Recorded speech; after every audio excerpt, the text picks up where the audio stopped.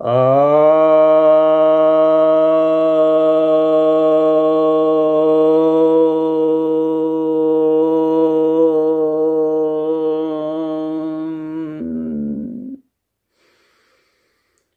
भक्त जनों को सप्रेम नमन। भक्तों, आज मैं आपके समक्ष महर्षि पतंजलि द्वारा रचित योग सूत्र ग्रंथ के प्रथम अध्याय यानी समाधिपाद के 50वें सूत्र की व्याख्या करने जा रहा हूं। यह सूत्र कहता है, तज्जह संस्कारो अन्य संस्कार प्रतिबंधी, अर्थात उस संस्कार से उत्पन्न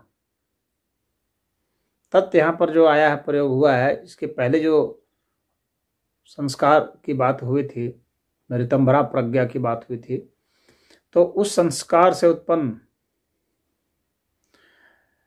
अन्य जो संस्कार हैं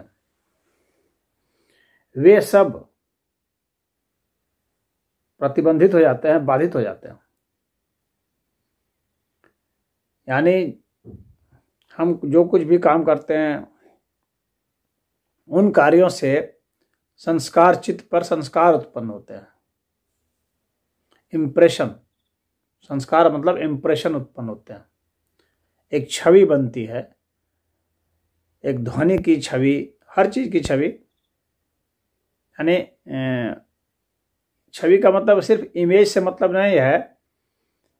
अगर स्पर्श है तो उस स्पर्श के भी संस्कार बनेंगे, यानी उसका भी एक कोडिंग होगा।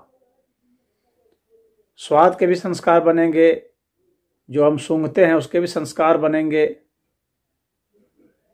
तो उन सब की जो तस्वीर है वो चित्त पर उभरती चली जाती है और फिर उनके कोड बनते चले जाते हैं।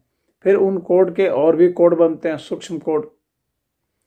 इस तरह से यह सिलसिला चलता है। तो जो कुछ भी हम कर्म करते हैं, अगर हम साधना कर रहे हैं तो उस साधना के भी संस्कार बनेंगे। तो जो भी प्रज्ञा उत्पन्न होगी, जो भी हमारा विवेक या हमारी बुद्धि या हमारे विचार जिस भी स्तर के हैं, वे सब जो उत्पन्न होते हैं वे सब संस्कार बनाते चले जाते हैं। यानी उसकी कोडिंग होती है और वे वहाँ पर रहते हैं चित्त में, और उन्हीं के द्वारा वृत्तियाँ उत्पन्न होती हैं।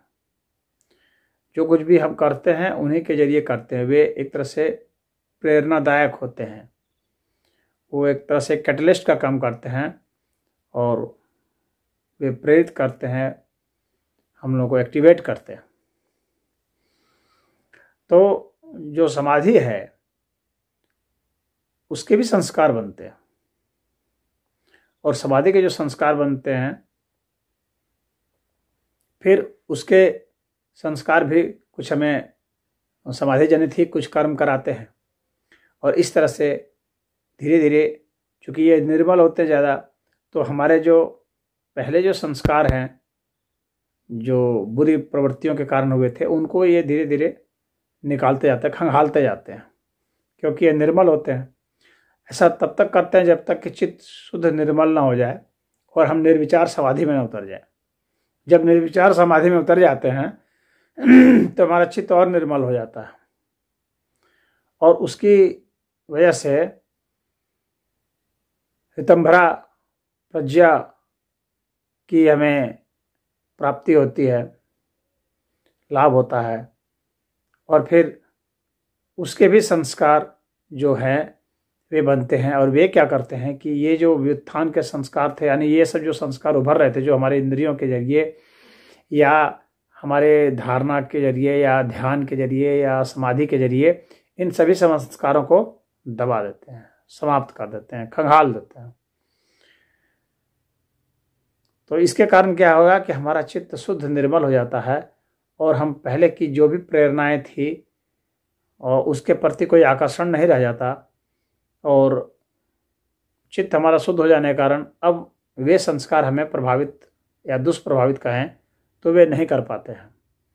और व्यक्ति अब पूरा तैयार होता है कि वह निर्विचार समाधि से कैवल्य की अवस्था की ओर प्रस्थान करें। तो यह जो विवेक ख्याति तक का जो स्टेज है, यहाँ तक चित्त हमारा उस तरह से उन संस्कारों के माध्यम से कर्म करता है। लेकिन इसके बाद जब ऋतंभरा प्रज्ञा की प्राप्ति होती है निर्विचार समाधि से, तो फिर ये सब दब जाते हैं। और इसके पहले चाहे सविचार रहे हों, तो चाहे और भी जो समापत्तियाँ थी, सूक्ष्म समापत्ति, स्थूल समापत्ति जो भी थी, ये इन सबके जो संस्कार हैं वे सारे दबा दिए जाते हैं, सारे खंगाल दिए जाते हैं, चित्त से निकल जाते हैं धीरे धीरे, और चित्त शुद्ध हो जाता है। तो फिर उसके सारे निर्णय सही होते हैं, शुद्धता पूर्वक होते हैं, सारे कर्म सही होते हैं, शुद्धता पूर्वक होते हैं, सारे विचार सही होते हैं। तो वैसी स्थिति में ही कहा जाता है कि यह निर्वीज समाधि को प्राप्त हो गया, और उसके बाद कैवल्य की प्राप्ति हो जाती है। तो उसके विषय में हम लोग आगे अब देखेंगे कि पतंजलि जी क्या कहते हैं। ओम।